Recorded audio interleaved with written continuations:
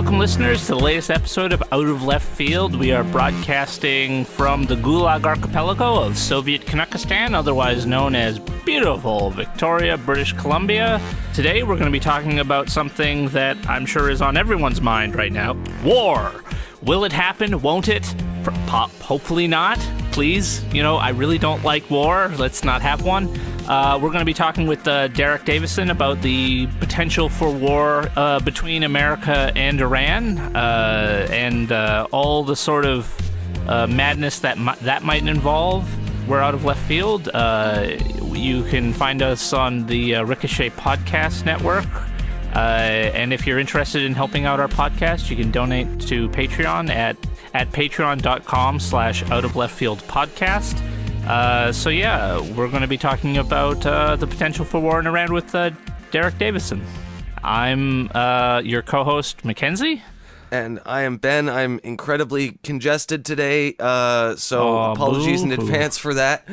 And Anthony over here. And with us today to talk about potential wars and whatnot is Dereck Davison. He's a foreign policy analyst, publisher of the Foreign Exchanges newsletter, and he's also with fx.substack.com. Hello, Dereck. Hi, how are you guys? Well, I'm feeling a little under the weather, but I'll survive. We're all feeling under the weather right now. Well, we're all day to day. I don't know. It's just been a bit stressful because just this morning, on the way over here, the plane that crashed that killed about 35 Canadians amongst 63 Canadians. 63 Canadians and 168. 176, I think. Oh, God, I got all these numbers the total wrong. I saw. Yeah. Okay. Yeah. Though apparently it was hit by a missile and it quote probably shot down. That's what they're saying. Yeah. That's what they're saying. Yeah. So it's just coming by the hour, I guess. Which our fearless leader, Justin Trudeau, has fearlessly come right out and condemned, though, kept mum about anything to do with aiding and abetting American imperialism in the Middle East. So yeah, that's nice, I guess. I'm glad that he had the strength of character to condemn the shooting down of a civilian airplane for once. So, Dereck, do you want to just kind of bring our listeners up to speed? First of all, let's just start from the beginning. So, all of this the stuff and going on in Iran kind of started with the assassination of a fellow named Qasem Soleimani. Global tensions are mounting following the United States assassination of the Iranian commander Qasem Soleimani in a drone strike at the Baghdad International Airport Friday morning. Up to 1 million mourners poured into the streets of Iran and Iraq for the funeral procession of the longtime leader of the Islamic Revolutionary Guard Corps, Quds Force. In response to the assassination, the Iraqi parliament voted Sunday to expel all U.S. military forces from Iraq.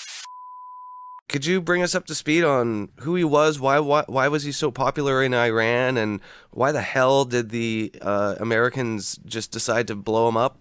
Sure. Qasem Soleimani was the commander of the Quds Force, which is a unit within Iran's Islamic Revolutionary Guard Corps that more or less handles foreign interventions and dealing with Iran's many proxies in the Middle East and elsewhere. He was known, kind of infamous in the United States for having been involved not just in the creation and development of Hezbollah, which is a U.S. boogeyman, but for primarily having worked in Iraq, developing and supporting Shia militias that formed in the wake of the U.S. invasion in 2003 and battled the United States military, battled the occupation for several years. Soleimani provided weapons, training, logistical support to these groups, and so he had been considered sort of, the person responsible for the U.S. service members who were killed by those militias. It's a little bit of a stretch, but for U.S. policymakers, the logic, I guess, made sense. He is, or was, I keep saying is, but he was extremely popular in Iran. His approval rating consistently in opinion surveys hovered around 80%, because he was viewed as sort of the champion of Iranian resistance to the United States and the champion of the defense of Iran from America and the West. The things that he did overseas that may have seemed like offensive military operations or offensive actions to the U.S. or to some people in, let's say, Lebanon or Syria or Iraq, were viewed by and large by the Iranian people, it seems, as actions taken to prevent, to sort of interfere with U.S. plans for the region and prevent the United States from doing material harm to Iran or any more material harm, I guess, apart from sanctions. Anti-U.S. sentiment in Iran is very high. It's sort of it never really gets low and hasn't since the Islamic Revolution in 1979, but it fluctuates. It's not constantly sort of the dominant sentiment among the Iranian people, but in the wake of Donald Trump's decision to reimpose U.S. sanctions to tear up the 2015 nuclear deal, which he did last year, well, actually 2 years ago. Now we're in 2020. Good reminder. The decision that he took in 2018 to tear up the nuclear deal has really done a number on the Iranian economy and left a lot of people struggling to make ends meet. And so their anger toward the United States is high, and Soleimani was, the symbol of anti-American resistance. So that's where his popularity comes from. In terms of why the United States decided that now was the time to assassinate this person, I mean, you'd really have to talk to somebody in the Trump administration, because it doesn't make a terrible amount of sense.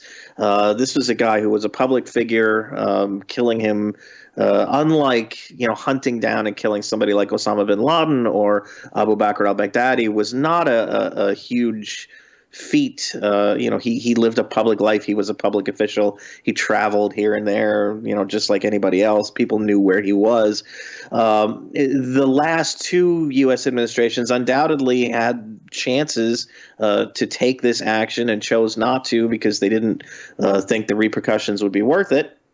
But you have to, I guess, put this in the context of the recent demonstrations in Iraq against the government, which has created a sort of tense environment in which a couple of weeks ago, one of those Iranian militias that Soleimani worked with attacked a base where U.S. soldiers were present, killed a contractor, a civilian contractor, American civilian contractor, which led the Trump administration to then undertake airstrikes against that militia, Kataib Hezbollah.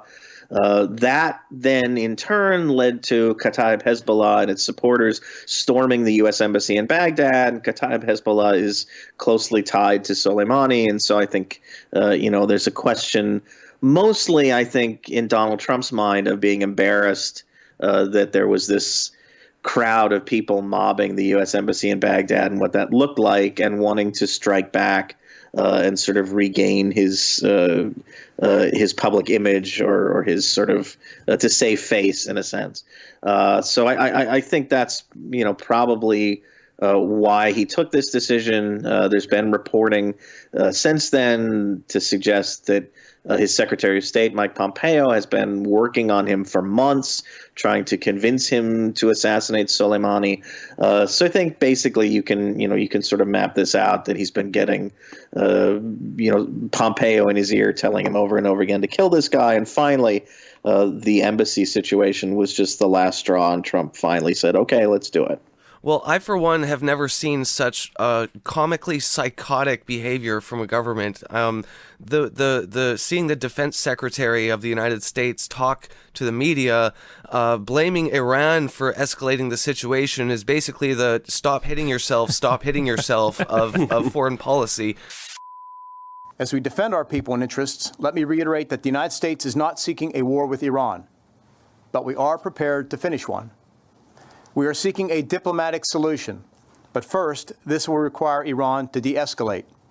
It will require the regime to come to the table with the goal of preventing further bloodshed. And it will require them to cease their malign activities throughout the region. It's just unbelievable the malice that they act with. It's just crazy. There's no getting around the fact that whatever happens, whatever happened this week, whatever happened last week, anything that's happening that will happen in the future, this all began with the decision that the Trump administration took in 2018 to tear up the nuclear deal, which was working. It was containing Iran's nuclear program, and it had created a thaw. It opened sort of thawed the relationship between the United States and Iran, created an opportunity that a different administration, I think, could have built upon to sort of, engage in more diplomatic outreach to the Iranians. And, really, I mean, that was a wasted opportunity that has triggered all of the stuff that has come after that. And I mean, it's worth commenting on the completely brazen and erratic nature of the attacks as well. I mean, you brought up previous assassinations of Abu Bakr al-Baghdadi, of Osama bin Laden, and, those were targeted attacks in a very different way. I mean, what we just saw was the bombing at an international airport of officials who were traveling on diplomatic passports who were expected, at the invitation of the leader of Iraq to attend negotiations there. And they were just, blown apart right there in the Baghdad International Airport. So it's completely nuts. And we can only imagine it's going to have some kind of blowback, well, both in the region and in the United States itself. So was this a huge foreign policy fuck up by the American administration, or is there some kind of longer term 12-dimensional chess plan in place here? I think you get a different answer depending on who you ask. I think it was the wrong thing to do. I don't think killing this one person was worth all the repercussions, not just in terms of sort of the reputation of the United States around the world, but in terms of bringing us closer to a war that really would be a terrible idea and would be a sort of make the Iraq War look like a happy memory. So from the perspective of somebody who's on the outside looking at this, it was really a stupid decision. But you have to understand there's a streak running through the U.S. foreign policy establishment that really is bipartisan. It's not just limited to the Republicans, that has wanted, has had a target painted on Iran since 1979 and has been trying ever since, through one means or another, to exact retaliation for the hostage crisis, which was a big psychological blow to the U.S., but more importantly, to enact some kind of regime change and bring Iran back to a friendlier government that the United States could work with, that would be more like, let's say, Saudi Arabia or the Arab Gulf states.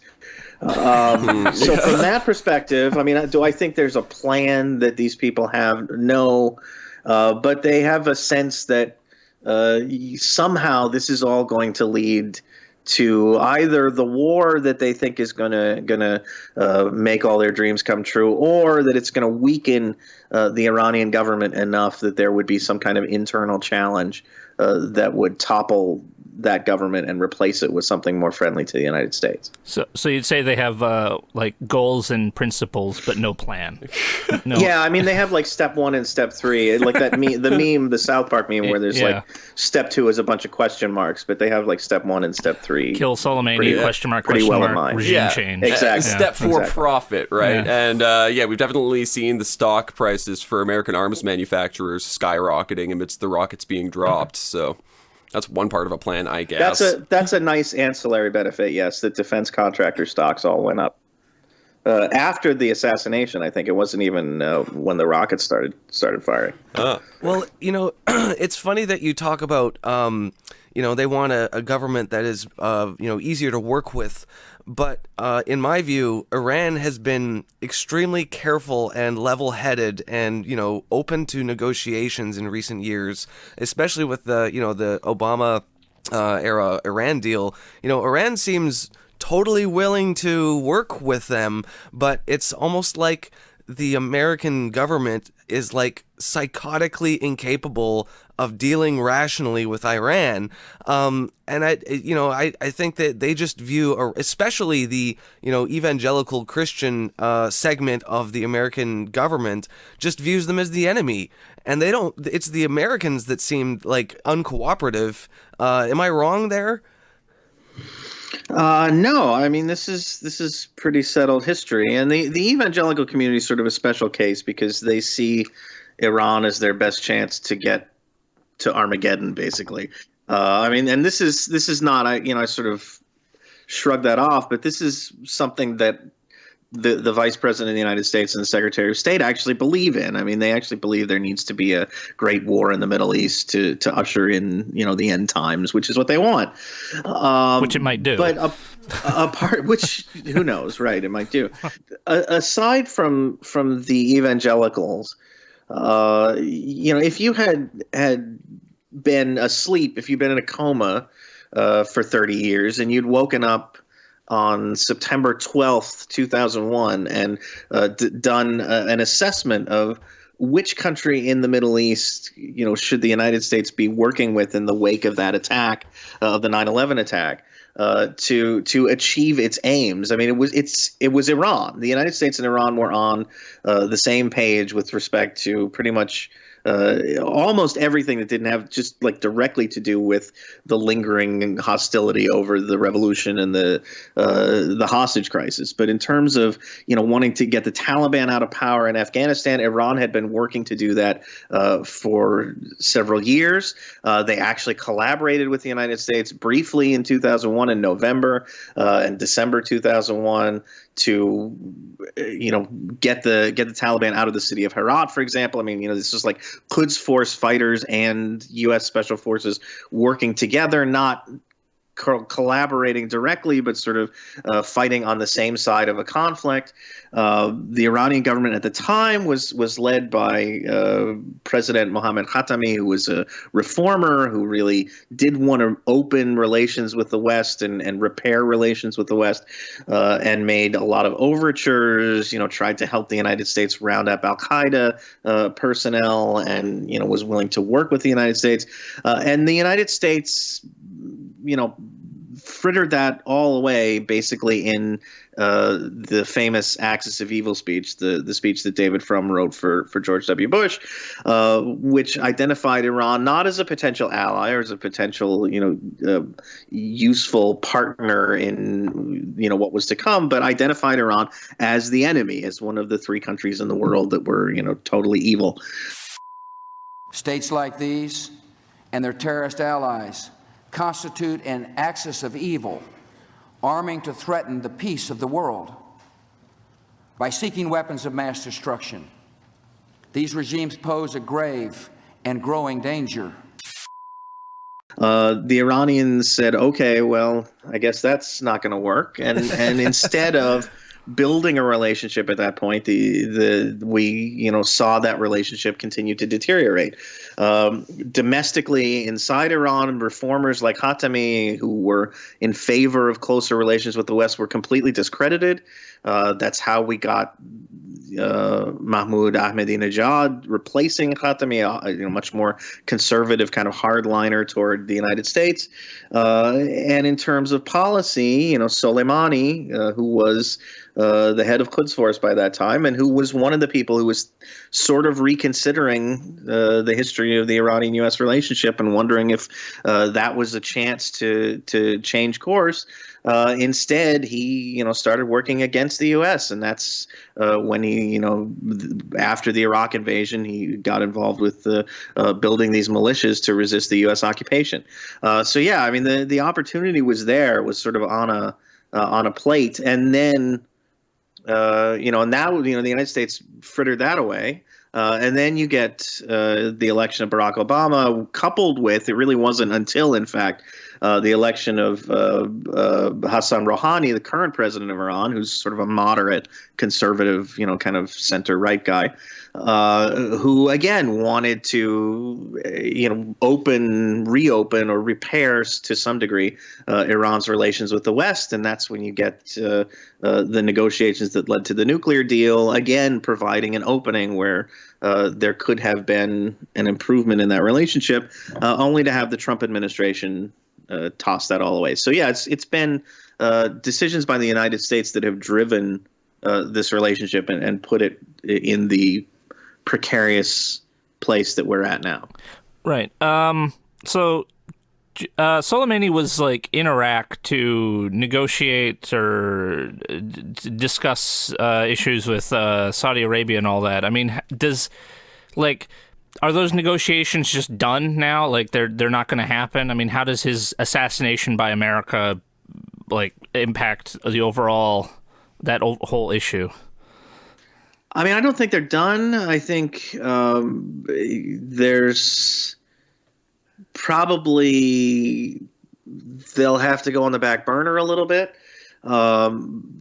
Soleimani was supposedly, according to the Iraqi government, bringing a response to Saudi Arabia's most recent proposal as far as trying to ease tensions in the Persian Gulf and bring some stability to that region.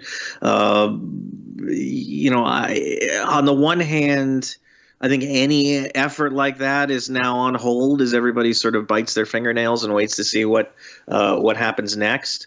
On the other hand, I think the Saudis have seen now a couple of times what the future could hold if there is a real shooting war in the Persian Gulf between the United States and Iran, and they don't like it. They don't like what they've seen. That's why they were in sort of back channel discussions via Iraq with the Iranian government to try and ease tensions, because that's in their interest. So I think in the short term, that kind of diplomacy is probably on hold. But in the long run, I tend to think, or at least it's possible, that this whole affair may actually intensify the sort of push from the Gulf Arab states like Saudi Arabia and the United Arab Emirates to prevent a war and to come to some kind of even kind of tense accord with the Iranians. So we may see more of that after some period of time passes. Just to get at some of the other kind of underlying tensions in the region and what some of the knock-on effects of this latest round of attacks might be. I mean, it's kind of interesting. We've seen, obviously, in the latter part of last year, major popular protests in Iraq with, over anti-government sentiment, anti-American sentiment, and anti-Iranian sentiment, as well as massive popular protests in Iran beginning in about November, I believe, if I'm remembering correctly, which was kind of the straw that broke the camel's back. There was over a spike in oil prices, but then it just kind of tumbled into protest over anti-government sentiment and anti-American sentiment there as well. But now, in the wake of the assassination of Soleimani, I mean, we saw even in the funeral service in the funeral in Iran, millions of people came out, which really attests to the popularity of Soleimani there. But even in Iraq, in the state funeral for the public officials that died in the assassination, the Iraqi state officials, they were carrying the Iranian flag and commemorating Soleimani on the ground in Iraq. So what possibility might there be for this absolutely backfiring on the Americans and creating and actually uniting forces which were previously at odds with each other in the region, and what might that mean? Yeah, I think we're already seeing that. As you say, there were protests in Iran. They were mostly over cut in fuel subsidies, austerity, in other words, forced on the Iranians to some degree by U.S. sanctions. Those are probably over now. I think the sense that people were angry at the government, they were angry at Rouhani, maybe even angry at the supreme leader. They were not angry at Soleimani. Was not identified with the sort of domestic politics crowd. He was instead identified across the spectrum, really, even among a lot of people who maybe don't care so much for the Islamic Republic, as a defender of Iran's national security. And so that's going to bring people together. It's going to refocus attention on the fact that those economic problems that everybody is angry about are mostly the fault of the United States and Donald Trump's decision to impose sanctions. So I think the moment there is lost. That doesn't mean there won't be protests at some point in the future, but whatever was happening, in the last couple of months, I think is probably over. In Iraq, to be fair, I mean, Qasem Soleimani was a divisive figure. There were people in Iraq who did not care for him very much. A lot of the protesters probably didn't have a great view of him because he was identified as one of the people who sort of organizing the militia's response to the protests, which has been very violent, resulting in a lot of people getting killed. So he was not a universally beloved figure in Iraq, but there were enough people in Iraq, especially in and around the militia movement, who really did really did approve of Soleimani, or felt he was somebody who was important to their movements. That you will, I think you're going to see sort of, as we've already seen, sort of an outpouring of support from that sector of Iraqi society for Soleimani, and probably you'll see at the same time the protests and the sort of from the people who were opposed to Iranian interference in Iraqi affairs and have been protesting about that. I think you'll probably see them quiet down for a little while because it's really the tension that is now built up over the killing of this guy makes it difficult for those kind of protests to continue, which is not to say they won't resume. And Iraq has been in a cycle of protests for a couple of years now as the government sort of struggles to get the economy going and struggles to overcome corruption and other sort of systemic failures. So they'll probably be back at some point, but all the crowing that the anti-Iran elements in the United States have been doing about these protests for the last several months. I mean, the killing of Qasem Soleimani probably puts those protests on hold, at least for the foreseeable future.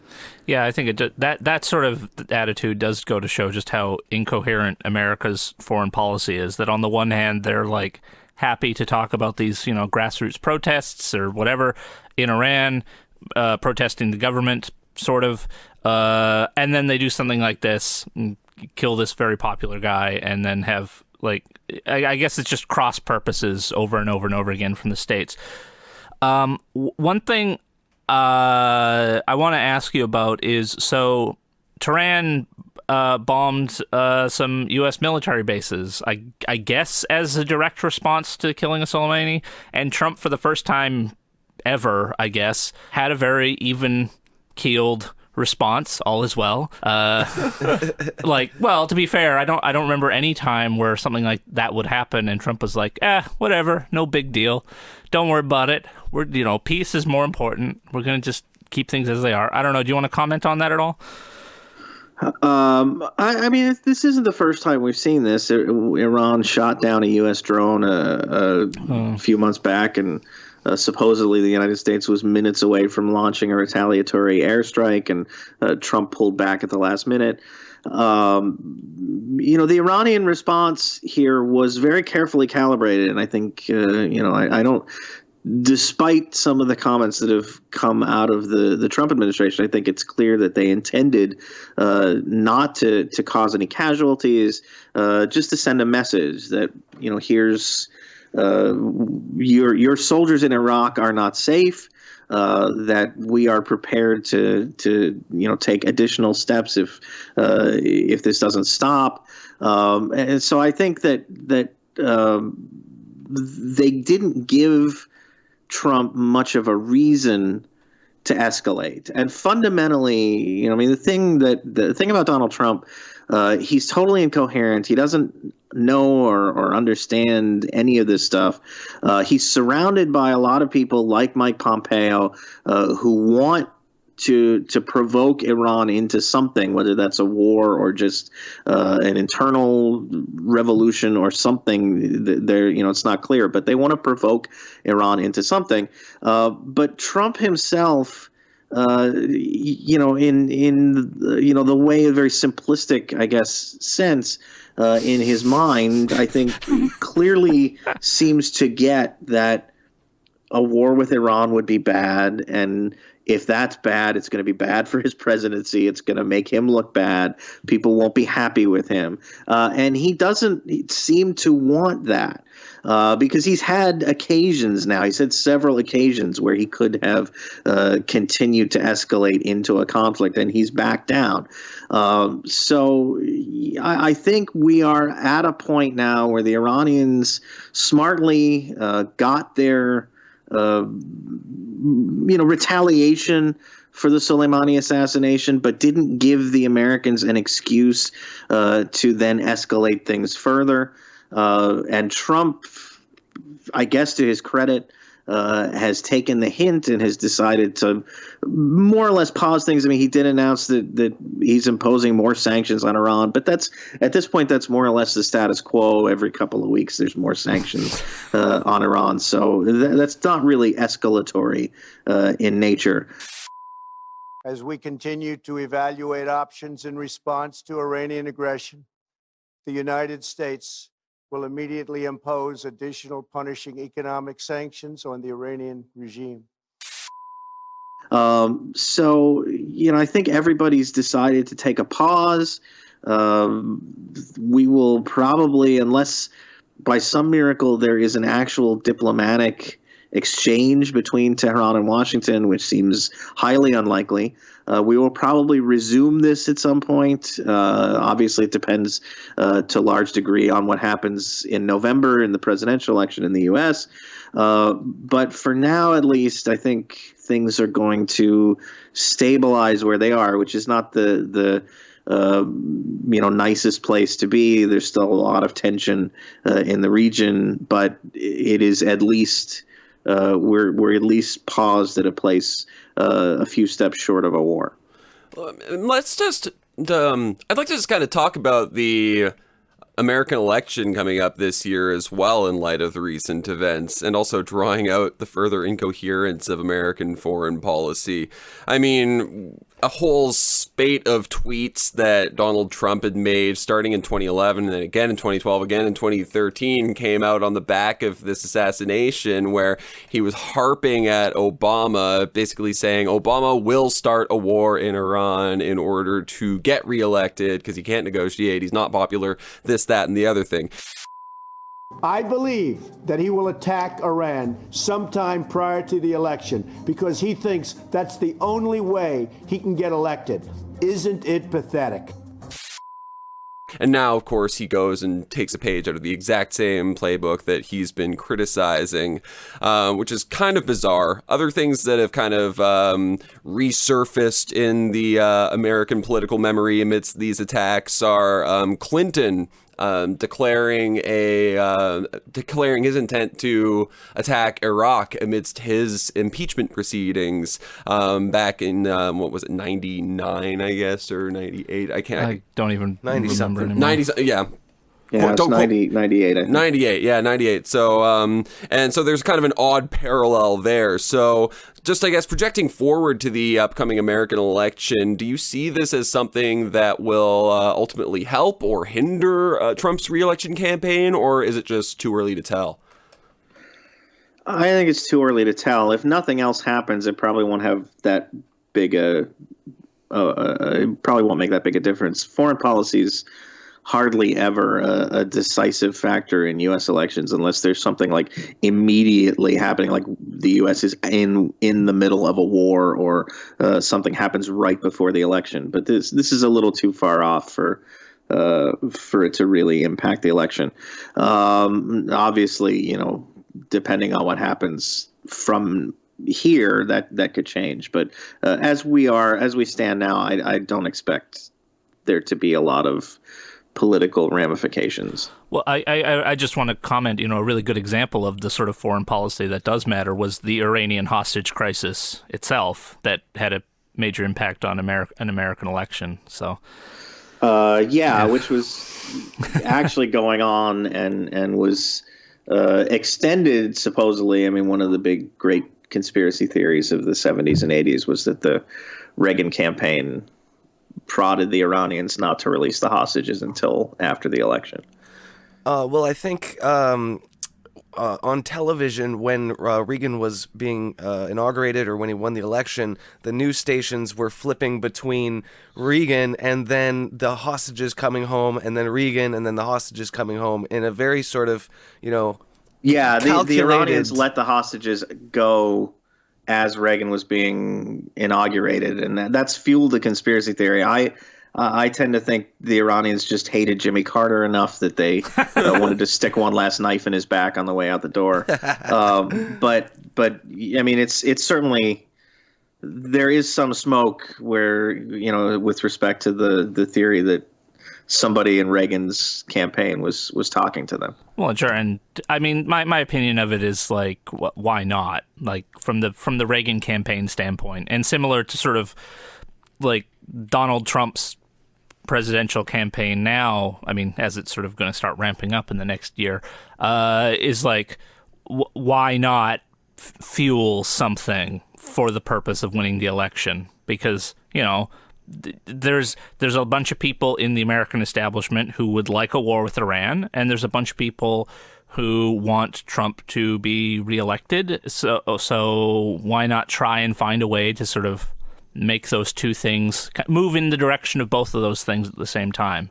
I don't think, like, I'm not saying I believe in a particular conspiracy theory as much as it's just sort of like, I'm just describing the interests of the people involved. And with Reagan and company, it's like, yes, I don't think any of them would have had any scruples about, manipulating that situation to win the election.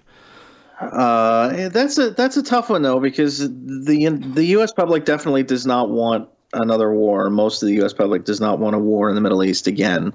They don't want a war with Iran. Those things poll very negatively. So, I mean, it would be a delicate thing, because if people view a conflict as having, they view Trump as having provoked a conflict for political reasons, it's likely to backfire on him. If they could pull off sort of convincing the Iranians to do something that gives Trump a chance to look good and get reelected, I guess that could work. I don't know why the Iranians would do that, and I don't know that there's anybody in the Trump administration who could do that without screwing it up. So, I wouldn't count on anything like that, or I wouldn't expect something like that to happen. That's fair. I mean, this whole thing does seem like a gigantic cock up. For a bunch of reasons. Yeah. On the topic of, right now things seem to be kind of on hold, and Trump has not escalated the situation. Personally, I think he probably just got bored and just didn't want to deal with it anymore. And, he was able to get the whole impeachment proceedings things out of the news for a couple days, so, he's probably happy. Oh, that shit doesn't matter. It's not going to go anywhere. Yeah, and obviously now he's saying you need to speed those up to a closure because of the situation in Iran. So he's trying to manipulate that. But on the topic of a war with Iran, there was an infamous 2002 war game exercise called the Millennium Challenge, where the United States were kind of rehearsing for a kind of potential conflict with Iran. And now it was an Iran-shaped country in the area where Iran is. Yes, but it totally wasn't Iran. But they got their asses absolutely kicked, and they basically just threw a temper tantrum, changed the rules of the game, and then did the exercise again to ensure their own victory. So I think the potential for a conflict with Iran is just going to completely backfire. Could you describe a little bit of what the Millennium Challenge was and how spectacularly it failed? Yeah, this is sort of one of those things that everybody talks about when they preview a war with Iran. This was a 2002 war game that was conducted by the U.S. military, simulating a war against Iran. The United States was the blue team, and Iran, but not Iran, was the red team. And basically, I mean, the red team, which is, which is meant to be Iran, just pounded blue. I mean, won the war, which disturbed everybody at the Pentagon so much that they basically halted the exercise and changed the rules in the blue team's favor, and then reran the exercise so that the United States would win. It was total, bullshit. It was obviously in the end rigged to produce the outcome they wanted. And they went from, it was basically like, my understanding of this is that they started out doing just a sort of straight up war game. They put a general, a U.S. I think he may have been a Marine, I'm not sure, general in charge of the quote unquote Iranian military, and said, just go nuts, fight the war the way you think Iran would fight it, or the way you think it would need to be fought, and he won, and he won pretty easily.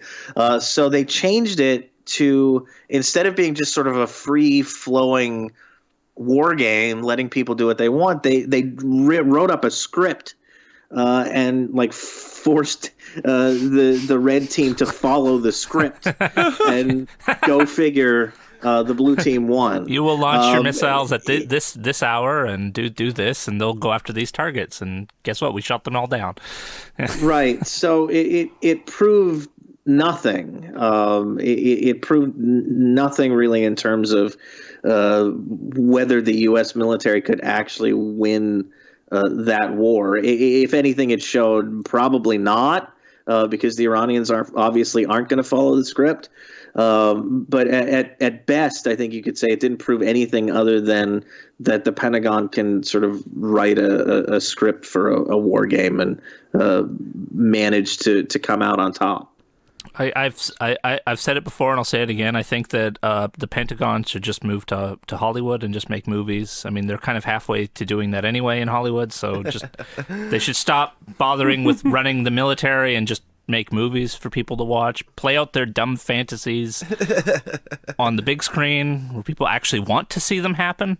I guess all I'd say about that is it's hard to tell from like a simulation one way or the other, but it does seem like that, the simulations that America ran against, say, Iraq showed, nothing but clear sailing, never any problems. It would all be great. They just roll over Saddam Hussein, which they kind of did.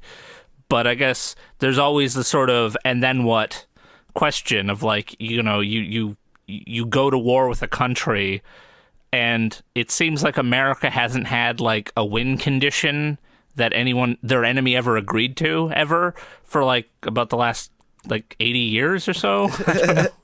Right. And I mean, the basic thing, the common denominator in Afghanistan and Iraq has been that the United States struggles to deal with enemies who don't follow the rules, who don't follow the script, who don't follow the sort of modern military tactics that you expect an enemy to fight and sort of stand up and go at you toe to toe. And I think that was what happened during the Millennium Challenge was instead of fighting like a military, instead of engaging mano a mano with the United States, the red team, the Iran simulation team, fought an insurgency. I mean, they fought like the Taliban. They fought like the militias in Iraq. They didn't use a lot of high-tech gear. They relied on paper messengers, and they didn't use radars, so they couldn't have their anti-aircraft facilities be targeted by the United States. And they did all these things that the U.S. military just wasn't prepared for. And then you add into that things like suicide attacks and other sort of asymmetric techniques that are very difficult to stop. And that the U.S. military especially has struggled to deal with over the last 18, 19 years at this point. And those were all the things that when they stopped the exercise and reset everybody and reset the board and restarted it again, they took all those tactics away and forced the red team to play fair and fight by the rules, and then won. That was sort of the upshot. So it was, it's very indicative of the same struggles that the U.S. military has had since it invaded Afghanistan after the 9/11 attacks. Well, all Iran would have to do is just hire some Vietnamese farmers, and then they'd be guaranteed to win. Well, again, a good example of the sort of asymmetrical warfare that they don't have a way of dealing with. Right. Yeah. So, I think just as the dust settles with the conflict in Iran, fingers crossed that is what is happening right now. Yeah. How do you suspect these recent events? How do you think it's going to impact the Middle East going forward? Like, what would you say the prospects are? In the near to medium future. I think a lot depends on what happens in Iraq. That's the place where this is all really taken place, unfortunately for the Iraqis, who are not actually involved in the conflict except on the sidelines. Everything's happening in their country. We saw in the wake of the Soleimani assassination, we saw the Iraqi government or the Iraqi parliament get together and vote on a non-binding resolution to order all foreign military forces to leave the country, which, just meant the United States, really. That vote was maybe not, it wasn't binding to begin with, and it also probably didn't have a quorum, and there are other questions about whether the Iraqis can just up and cancel their military arrangements with the United States like that. But the overarching impression that left, and sort of unmistakable impression that left, is the United States is no longer wanted in Iraq. If it ever was by sort of the Iraqi people or the Iraqi government, it is not now. And that has a lot of implications in terms of how long the United States can still stay there. This is it becomes at some point an occupation again. If your forces, which are supposedly there guarding against the resurgence of the Islamic State and to help train the Iraqi military, if your forces can't stay, but you leave them, or if they're not sort of legally allowed to stay, but you leave them there anyway, that leads to all sorts of uncomfortable issues about the legality in terms of whether your soldiers can be arrested by the host government and all kinds of things that the United States doesn't really want to get into. So that's sort of where the first real decision has to be made. Is the Iraqi government going to follow through now and force the United States to leave, or do what it can to force the United States to leave, or is it going to back off and kind of say let's let things settle out? Assuming, or if the Iraqi government were to take that step, were to go forward and try to use whatever leverage it has to get rid of the U.S. Deployment there, that would make the 500 or so soldiers that the U.S. has in Syria, it would make their position untenable. They would have to be withdrawn, I would think.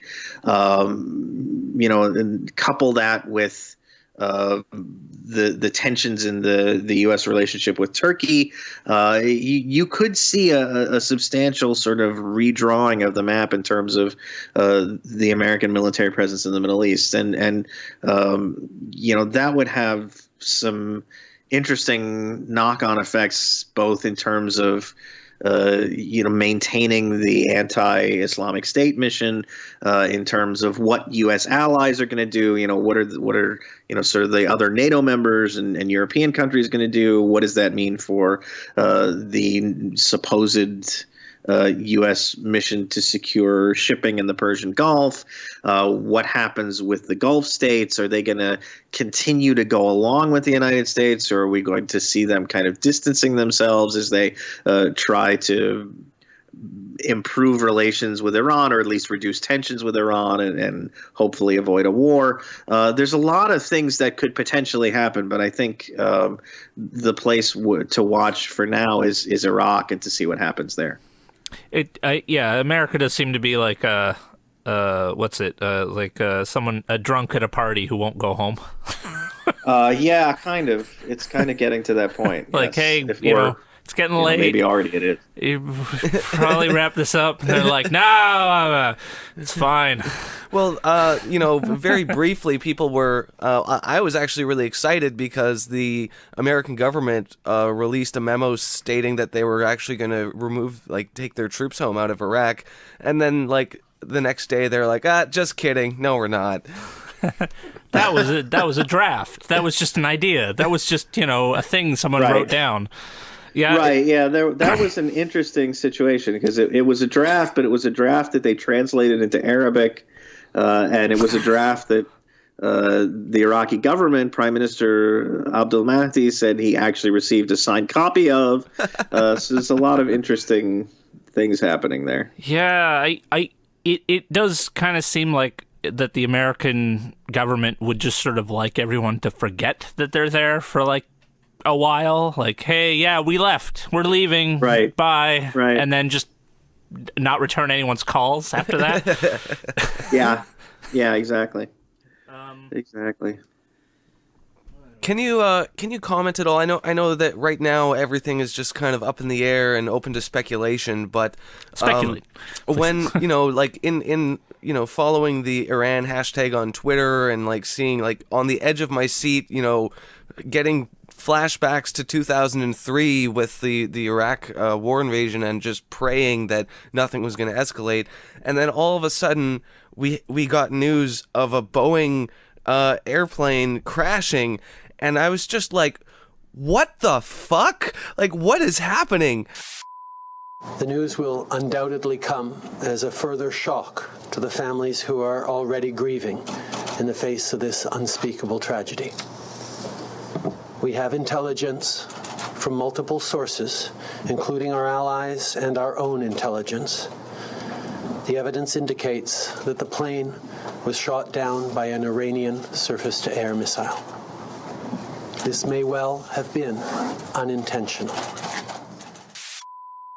And now there's speculation that the plane was shot down and, 63 Canadians on board that flight perished because due to Donald Trump's travel ban, there are no longer connecting flights to Iran through the United States, and so Canadians have to fly through Europe in order to get there, which is why there were so many Canadians on board. Yeah. I know everything is still just kind of fresh off the press right now, but what are your thoughts on this, the plane crash?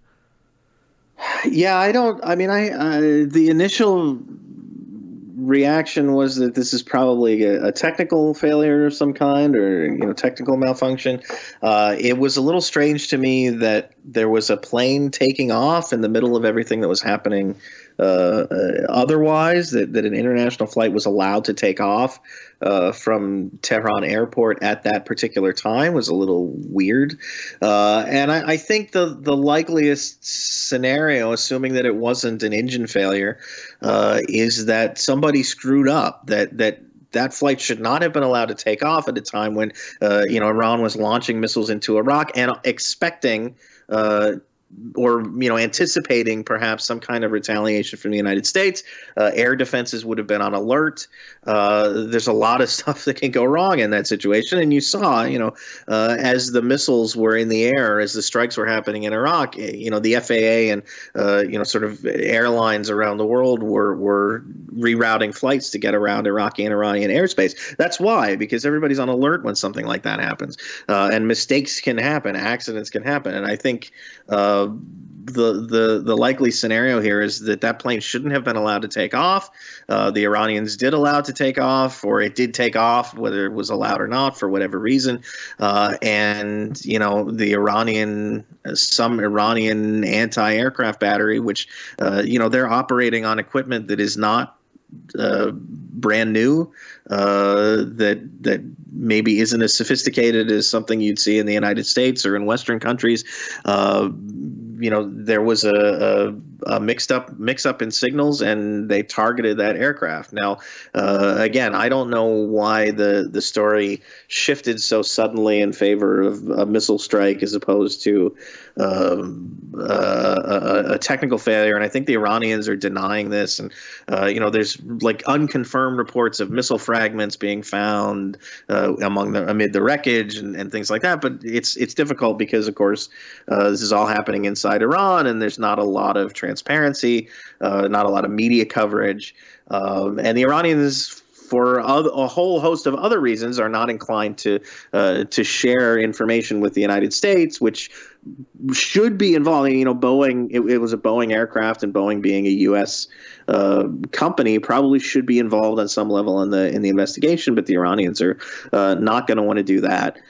So it's a tough thing. But I think it's certainly plausible that there was just a horrible mishap here, that everything from letting that plane take off to whatever happened in terms of the anti-aircraft response, and that's what led to this incident. There's kind of some other interesting pieces of the puzzle on that one, too. I mean, we understand that it was a Ukrainian passenger jet, and initially Ukrainian officials concurred with the conclusions of the Iranian officials, saying, yes, it was in all likelihood a mechanical failure, but then they swiftly retracted that, and they've kind of been playing hush-hush, declined to offer any kind of cause in their analysis. And, I mean, as you mentioned, Iran has declined to have any kind of cooperation with the U.S. in investigating the cause of the crash. However, as we mentioned at the top of the episode, Trudeau has been adamant that he'll get to the bottom of this on the Canadian side, and Iranian officials have come out and said, yes, we'll allow Canadian investigators to be part of the team. So, I mean, to me, it kind of seems like this could be an opening for some, like, soft imperialist backing on the part of Canada for whatever the United States' ambitions are in the region. Obviously, that's a little bit speculative, but it seems kind of par for the course for what we like to do. Maybe. I don't think. I think of all the things Trudeau doesn't want to have to be dealing with right now, it's this sort of thing. It's just.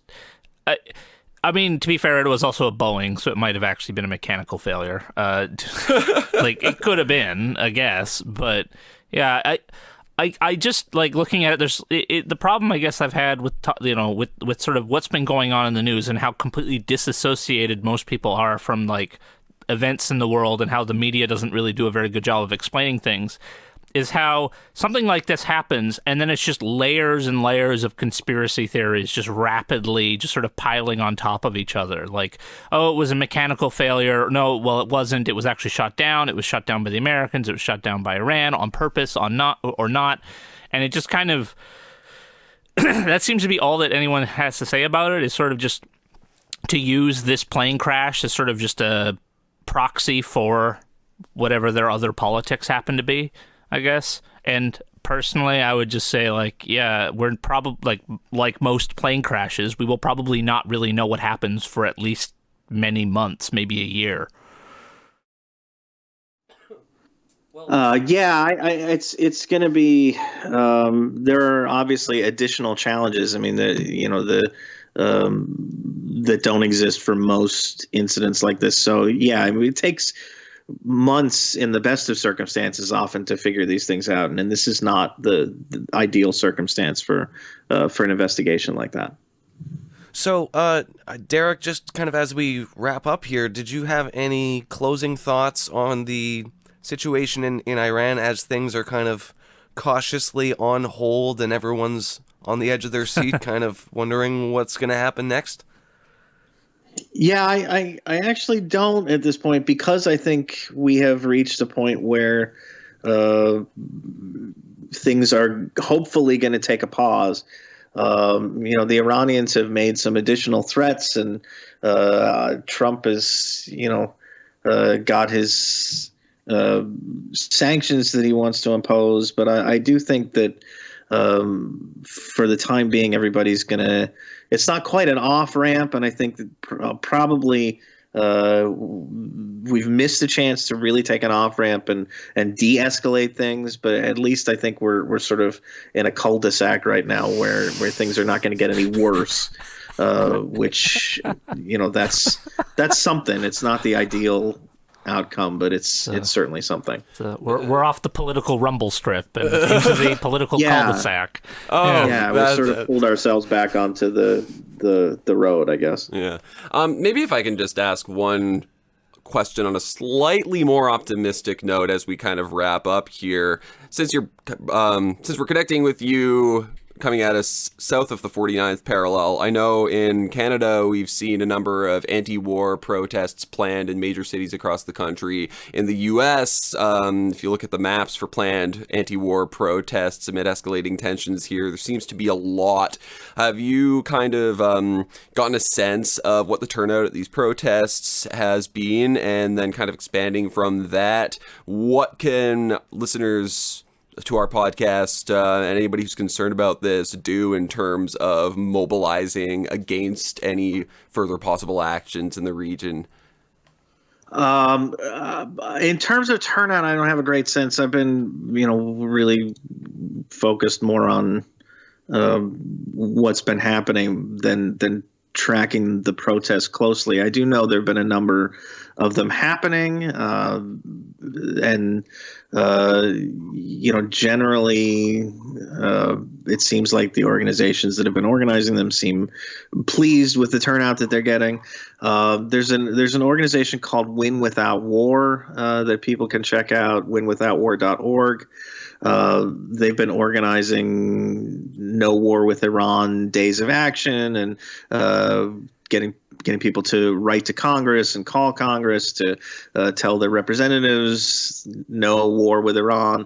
I'd recommend starting at a place like that if you're looking for something to do. And I don't know what the Canadian equivalent of that is, but contact members of Parliament, whatever influence that Canada may have on the United States, which under Donald Trump is probably not a great amount, sadly. But if there is a chance to sort of bend him in a different direction, I guess that's the way to go. I think just making it clear to your political leaders that this is not the way to go. This is not something that we want, and they need to do whatever they can to prevent it from happening. All right. So do you want to just quickly plug your website and just let our listeners know where they can find you? It's Foreign Exchanges. It's a Substack newsletter, fx.substack.com. Come and sign up for the email list, and you can receive regular sort of roundups on things that are happening around the world, or subscribe and get even more stuff, podcasts and other additional essays and roundups and things like that. So just check that out. It's fx.substack.com. Awesome. Derek Davison, thank you so much for being on the show. You are clearly very knowledgeable on the subject. I actually first, I read your piece called Well, That Escalated Quickly in the new year, which was how I found you initially. So this was a great discussion. Thank you so much. Sure. Thanks for having me. All right. Take care, Derek. Thanks again. Well, that was Dereck Davison. Really interesting guy to talk to. Not for nothing, but here in Victoria, I don't really get a lot of opportunities to talk to like the big picture foreign policy guys. Really neat. Interesting to sort of get an insight into the Middle East. Yeah, and so everyone, thank you so much for tuning in. We are now signing off. Please do follow us on Twitter @RealUlf. If you got a couple minutes, leave us a kind review on iTunes. That helps people find the show. We are part of a broader family of left-wing political Canadian podcasts called the Ricochet Podcast Network, which you can find at www.ricochet.media. Other awesome podcasts on the Ricochet Podcast Network include Andrew Goulet's Unpacking the News, Rob Rousseau's 49th Parahell, The Alberta Advantage, Kino Lefter Socialist Movie Review Podcast, Radio Free Winnipeg, Well Read's Book Review Podcasts, and more to come. And if you are feeling particularly charitable and like what we are doing, please check us out on Patreon. Big shout out to all of our current Patreon subscribers. We could not continue to do this without you. You can find us at www.patreon.com/outofleftfieldpodcast. If you have a spare $1 a month or anything, that would really help us out and help us continue to bring you the best left-wing content that we can scrounge up on the deep, dark corners of the internet and Twitter. Don't say deep. Dark and internet is not a good. Oh yeah, we don't want the bright, sunny corners of the internet, Facebook, etc. Yeah. No. Also, if you haven't yet seen it, please check out our brand new, redesigned, professionally done new website, outofleftfield.ca. Many thanks to Kaylee for making that for us. So thanks for listening, everyone. We will see you next time.